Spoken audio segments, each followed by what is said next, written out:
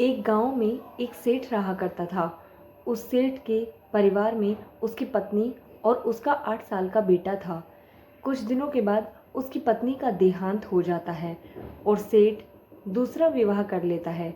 वो दूसरा विवाह करना तो नहीं चाहता था, लेकिन फिर भी रिश्तेदारों और पड़ोसियों के दबाव में आकर वो दूसरा विवाह कर लेता है। कुछ दिनों के बाद उसकी दूसरी पत्नी भी गर्भवती हो जाती है और उनको एक बेटा होता है। जब उनका बेटा 2 साल का हो जाता है तो सेठ की दूसरी पत्नी का भी देहांत हो जाता है। इस प्रकार से दोनों पत्नियों का देहांत हो जाता है और उनके दोनों पत्नियों से एक एक बेटा उन्हें होता है। उनका बड़ा बेटा अपने छोटे भाई से उम्र में काफ़ी बड़ा था। उनके बीच में कम से कम 10 साल का अंतर हुआ करता था। कुछ दिनों के बाद सेठ वृद्ध हो जाता है और वो अपने बड़े बेटे का विवाह कर देता है। बड़े बेटे की शादी करने के बाद सेठ का देहांत हो जाता है और वो दोनों भाई सिर्फ वही परिवार में रह जाते हैं और बड़े बेटे की पत्नी होती है। सेठ का छोटा बेटा बहुत बीमार रहता था, तो बड़े बेटे की पत्नी उसे अपने पति को बहुत ज़्यादा भड़काती रहती थी। अपने देवर के खिलाफ उसके कान भरती रहती थी।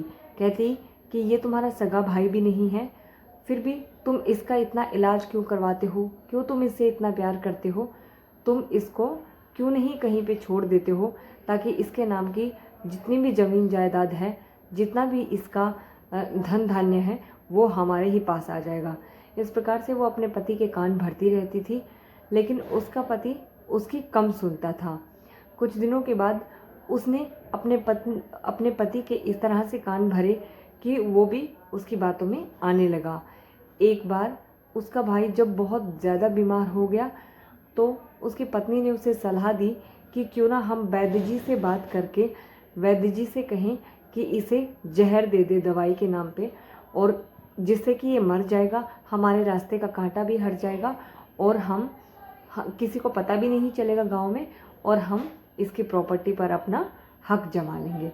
तो इस प्रकार से उनके बीच में बात होती है और वो वैद्य को भी अपने इस कुकर्म में शामिल कर लेते हैं।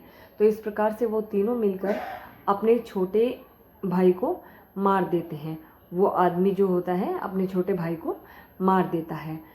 तो कुछ समय के पश्चात उसको एक बेटा होता है, मतलब जो सेठ का बड़ा बेटा है उसको भी एक बेटा होता है और वो अपने जीवन को बहुत ही अच्छे से जीते हैं। वो अपने बेटे को पालता है, पोसता है और उसकी शादी कर देता है।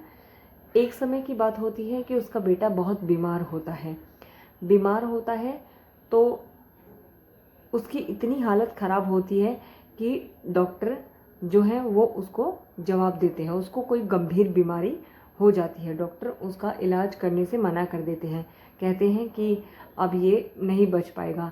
उसके चक्कर में सेठ का बड़ा बेटा जो होता है, जो कि उस बच्चे का पिता है, उसकी अपनी सारी प्रॉपर्टी को बेच देता है उसके इलाज के लिए, लेकिन फिर भी उसकी स्वास्थ्य में कोई फ़र्क नहीं पड़ता है और वो पूरी तरह से कंगाल हो जाता है। उनके पास खाने के पैसे भी नहीं होते हैं।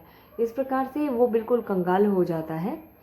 लेकिन सेठ का जो पोता था, जो बीमार चल रहा था, जिसके चक्कर में प्रॉपर्टी बेच दी गई थी, वो बहुत ही हंसता है। तो उसका पिता उससे पूछता है कि तुम हंस क्यों रहे हो, जबकि डॉक्टर ने ये बोल दिया है कि तुम्हारा जीवन तो ख़त्म होने वाला है, तुम्हें तो दुखी होना चाहिए, तुम रोने की बजाय हंस क्यों रहे हो। तो वो कहता है कि पिताजी, आपको ऐसा लगता है कि मैं आपका बेटा हूँ, लेकिन मैं आपका बेटा नहीं हूँ। मैं आपका वही भाई हूँ जिसको आपने जहर का डोज देके, मतलब इंजेक्शन देके मरवा दिया था।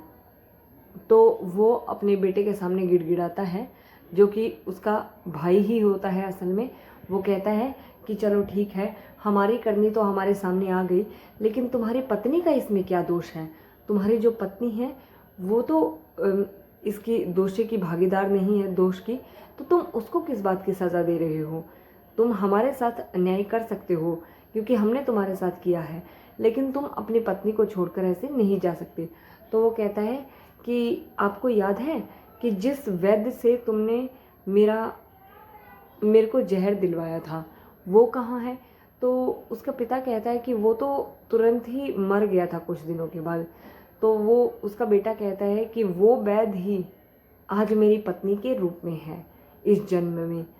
तो वो भी पाप की उतनी ही भागी है, इसलिए वो पूरा जीवन विधवा बन के अब इस फल को भोगेगी। तो इस प्रकार से भगवान उनकी करनी का फल उन्हें देता है। दोस्तों, हमारे कर्म हमारा कभी भी पीछा नहीं छोड़ते हैं, इसलिए हमें हमेशा सोच समझकर कर्म करने चाहिए, क्योंकि हमारे कर्म हम भूल सकते हैं, परमात्मा कभी नहीं भूलता है। और हमारे कर्म जो होते हैं वो कभी हमारा पीछा नहीं छोड़ते हैं। अगर आप अच्छे कर्म करते हैं वो भी आपके कभी ना कभी जीवन में सामने आते ही हैं, और बुरे करते हैं तो वो भी आपके सामने ज़रूर आते हैं। दोस्तों, उम्मीद है कि आप लोगों ने इस वीडियो से थोड़ी बहुत सीख ली होगी और आपने ये सोचा होगा इस कहानी को सुनने के बाद कि आप जीवन में बुरे कर्म नहीं करेंगे। इसी उम्मीद के साथ मैं आज की वीडियो की समाप्ति करती हूँ। उम्मीद है कि आप लोगों को ये कहानी पसंद आई होगी, और अगर आई है तो प्लीज़ इसे लाइक और शेयर कीजिएगा, साथ ही सब्सक्राइब कर लीजिएगा मेरे चैनल को ऐसे ही और वीडियोस देखने के लिए। मिलते हैं नेक्स्ट वीडियो में, तब तक के लिए जय श्री कृष्णा, राधे राधे।